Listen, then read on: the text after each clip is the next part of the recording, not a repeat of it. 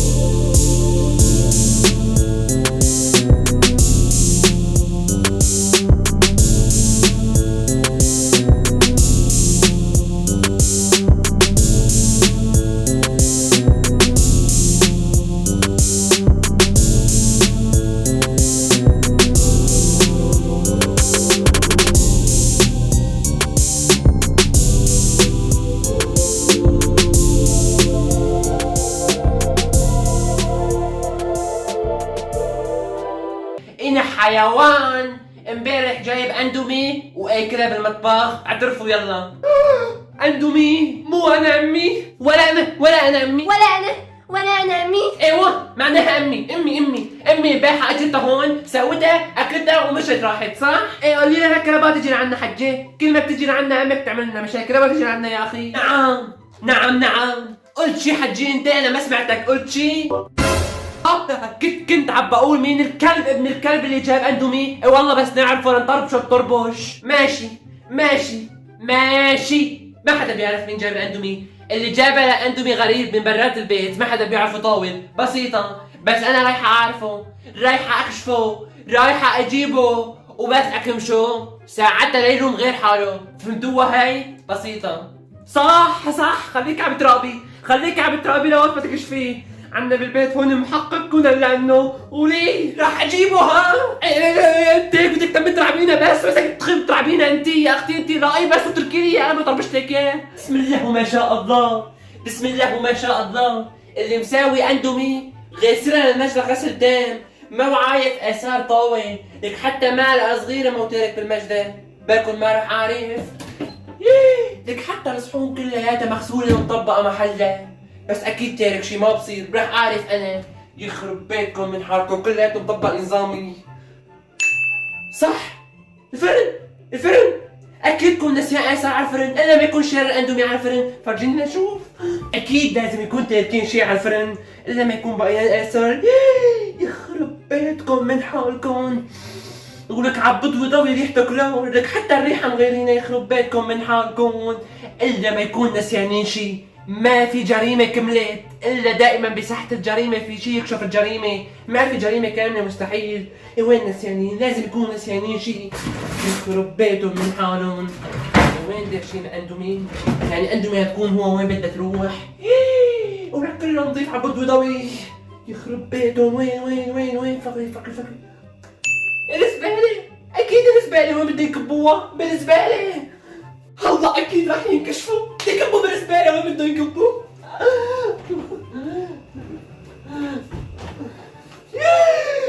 ولك حتى سبط الزبالة فاضي عبد وضوي.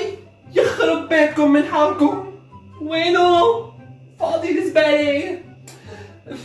وين بده يروح يعني؟ لازم اكشفون. والله وراكم لحتى اعرف وين بدكم تخبوها يعني. جايتكم طولة يا خدوج، لا تحكي صوتك اللي عندي. جايتك.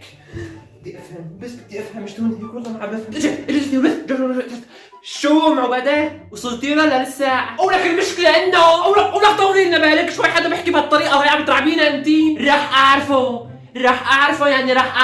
انا ام عباده مو حيثما. وين بدي اخبيها مثلا يعني؟ برات البيت هون. عيب علي اذا ما عرفته، ولك عيب علي اذا ما بكشف. طولوا لي بالكم. وعلى فكره انا اكتشفت هلا معلومه مهمه كثير. اكتشفته هلا انه هو مو شخص واحد، اكثر من شخص. سمعتوها هي؟ لا كويس على فكره. معلومه حلوه كثير. ها كثير حلوه المعلومه وعميقه كمان. انتبهت لي انت؟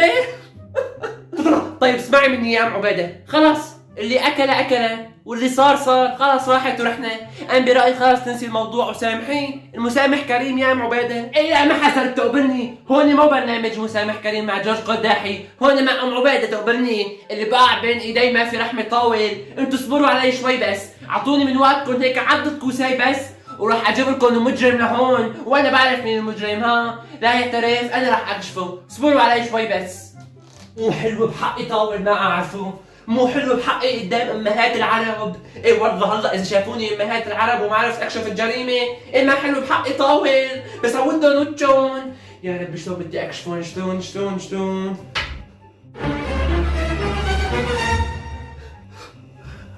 كيس البهارات تبع الاندومي. ولك انا مو قلت ما في جريمه كامله الا يبقى خيطي كشفنا الجريمه.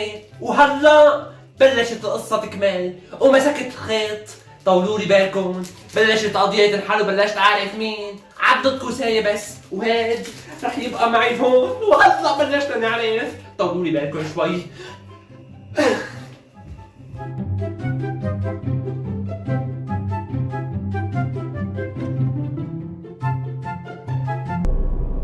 ألف حمد وشكر لك يا رب. ألف حمد وشكر لك يا رب. حس علي. يخرب بيته من حاله.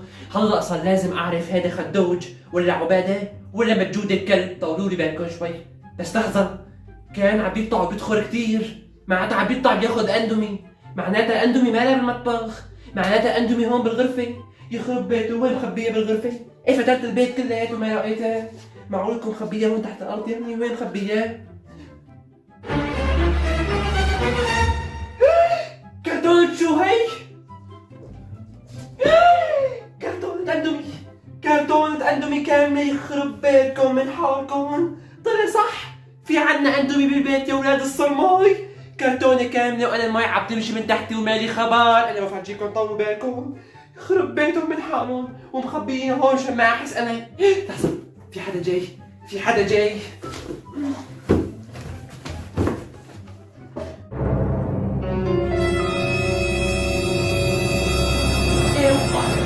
سمع عليكم يا ولاد الكلاب. طولوا لي بالكم. ماما ما في شيء. مالكم خبر مو؟ وقعتوا بالجرم المشهود. الله يطعمكم يا عباده. انت جايتكم بقى يا ولاد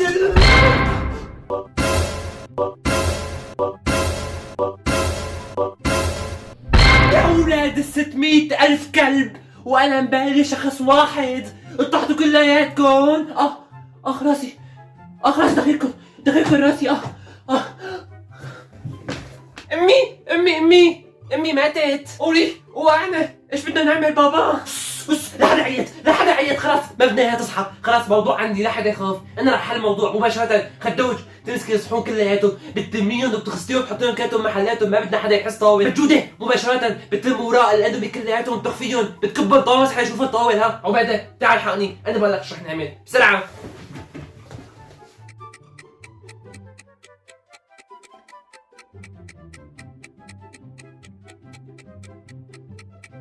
اخ راسي، اخ راسي، دخيل كل راسي.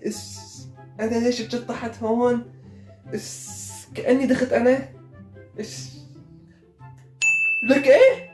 انا القطة عم بياكلوا اندومي، ولك انا القطة عم بياكلوا اندومي. يخرب بيتكم من حالكم، وين راحوا؟ عندكم كلياتكم لقطكم يا ولاد الكلاب، كلياتكم اندومي، كلياتكم عم تاكلوا اندومي. اخ راسي، اخ راسي، اخ. اهدي حجي، اهدي حجي، اهدي. انت ايش قومك من تختك؟ ما بصير، الدكتور قال اقل من 3 ايام ما بصير تقومي من التخت. دكتور، انا دكتور واحد يكذب علي؟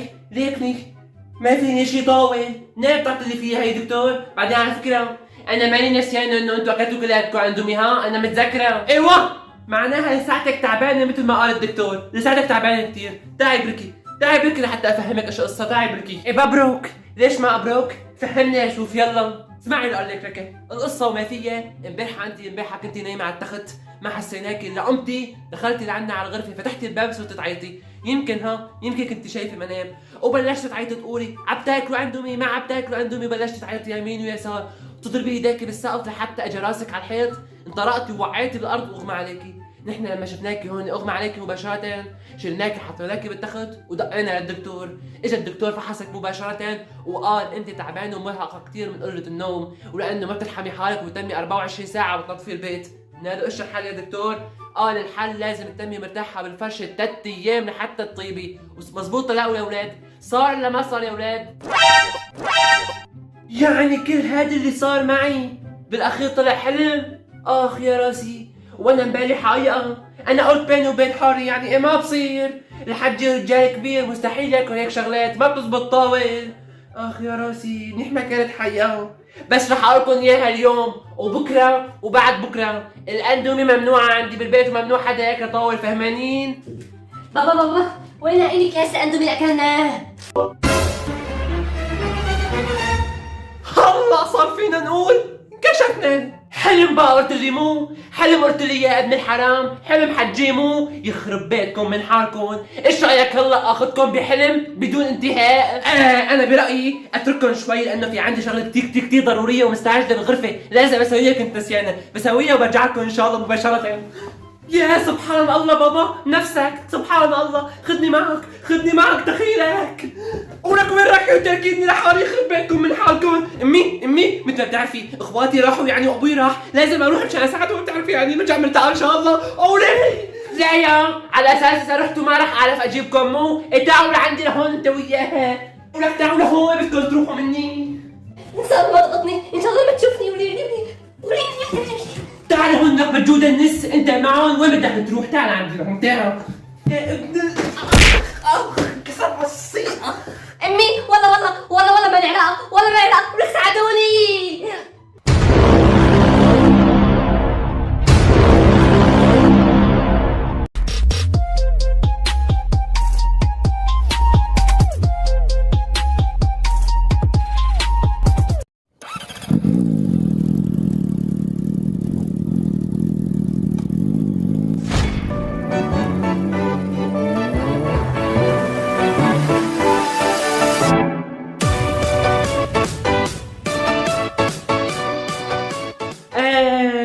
يو حبايبي، كنا وصلنا لفقرة مقفل. جاهزين نبلش؟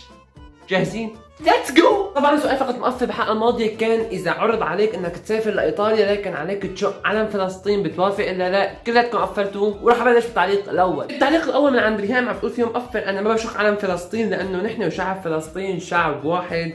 تحياتي لفلسطين، استمر عبيدة بحبك. التعليق الثاني من عند ميسو عم بتقول فيه أول شيء عبيدة الله يوفقك، والله انت تستاهل 100 مليون متابع، استمر فيديوهاتك كتير حلوه. ثاني شيء مقفل اكيد ما بشقوا لو بدهم يعطوني ملايين الدنيا، مو بس تذكرتين. انا فلسطين حبه ماشي بدمنا، بتمنى تعليق رح يدق على هي الحبايه. صار 3 ايام عم بستناها تروح مشان اصور مقطع الفيديو ما كانت تروح، بعدين طنشتها صورت مقطع الفيديو. تعليق من عند نجمة السمع بتقول فيه عبادة فيديوهاتك بتجنن، الله يوفقك يا رب. بتمنى طالع تعليقي مقفل اكيد ما بسافر حتى لو ما حدا رح يعرف، لانه هاد اهانة لاخواتنا الفلسطينيين وانا ما اقبل انه ينهانوا، لانه دمنا واحد، سوريا وفلسطين واحد وبفتخر. ضي القمر يسعد قلبك، عم تقول مبدع كالعادة مستر عبادة يسعد قلبك. مقفل مستحيل اشق عن فلسطين بسبب السياحة، فلسطين موطن العزة والكرامة. وهلا بتعليق من عند ملك عم بتقول فيه انا لو اموت ما بمزح علم بلدي، لو على باريس السفرة ما بمزح علم بلدي، اسمي ملك من فلسطين وتحياتي لكل اخواتنا واهلنا بفلسطين. تعليق من عند قمر عم بتقول فيه انا متابعتك من زمان، اكثر شيء بحب قناتك باليوتيوب وبالتيك توك، كثير بحب فيديوهاتك، كل يوم بستنى فيديوهات لك مشان نشوفها. ثانك يو فيري ماتش اليك. اني بتعليق عم بتقول فيه مقفل لا مستحيل مجرد حدا يقول لي شقي علم فلسطين، ما بشق العلم، بشق اللي قال لي اجمل فلسطين القدس لم ترى عيني. وبتعليق من عند عليا عم بتقول فيه اولا شكرا كثير على فيديوهاتك الحلوه، وثانيا انا عايشه بانقره وبدي من الكنزه اللي انت لابسها هديه منك، واكيد العالم ما رح شقه لو شو ما صار، دخيل ربك استمر. اول شيء يسعد قلبك وثانك يو فيري ماتش لك على التعليق الحلو مثلك. وخلص البلوزه رح تكون هديه لك. تواصلي معي عن طريق الرابط الالكتروني لحتى اشوف موقعك وين ابعث لك البلوزه، هي نفسها هديه لعندي. اذا كانت عجبتك تواصلي معي تحت حتى تصل لعندك وتبعتي لي صورتها انه وصلت عندك على انستغرام حتى نشاركها مع الاصدقاء وتكون وصلت هديه. واي حدا بحب شيء انا بعمله او بحب شيء كان موجود معي وبحبه يطلبوا مني عن جد، انا ببعث لكم اياهم لكل المتابعين. حياه ثقافه عم بتقول لا مستحيل اشق علم دوله عربيه مشان اسافر لدوله اجنبيه، لا والف لا. يعني التعليقات كلياتها من خلال كل الدول العربية، الناس كلياتها كلمة وحدة وكلياتهم مبدأ واحد. عندي فقط مقفل بتعليق من عند فرح عم بتقول فيه علم فلسطين هو علمنا وتاج راسنا ونحن فخورين ببلدنا، ولو كان السيف على رقبتنا ما نخزقه للعلم اللي هو تراثنا. شكرا كثير لكم حبايب على التعليقات الحلوه اللي شاركتونا فيها، شكرا على ردات فعلكم الحلوه اللي انا صراحه قرات اغلب التعليقات، بس والله التعليقات كانت كثيره اكثر من 500 تعليق، فما راح اقدر اطالع كل التعليقات معي، لكن اصدقاء بوعدكم اني انا قرات تعليقاتكم وشفت تعليقاتكم الحلوه كثير، وبدي اتشكركم على دعمكم. وبالنسبه لسؤال فقره مقفل الحلقه المقبله اللي راح يصير كل حلقه في فقره مقفل هو شباب وصبايا كلياتكم بدي تكتبوا لي اكثر موقف محرج صار معكم، موقف محرج صار معك بالباص، موقف محرج صار معك وانت رايح لعملك، انت رايح لمدرستك، انت بالبيت، انت مع حدا، اكثر موقف محرج صار معكم كلياتكم حبايب. شاركونا بمواقف محرجه حلوه لحتى نطالع كل تعليقاتكم معنا، وان شاء الله بالحلقه المقبله رح يكون في تعليقات اكثر، فكلياتكم شاركوا حبايب. لا تنسوا الاشتراك بالقناه وتفعيل زر الجرس لانه كثير مهم لحتى نقرب نوصل لل 200,000، وكل ما قربت لحتى احقق حلمي، انا طبعا حلمي اني اصل لدرع المليون، لما اصل لدرع المليون رح يكون عن جد حقق حلمي، لحتى نستمر مع بعض، لحتى هداك الوقت نكون مع بعض. كلياتكم خليكم عم بتشاركوا حبايب، وان شاء الله كلياتنا نوصل مع بعض، وانتظروني ان شاء الله يوميا بفيديوهات حلوه وافكار حلوه كمان. باي.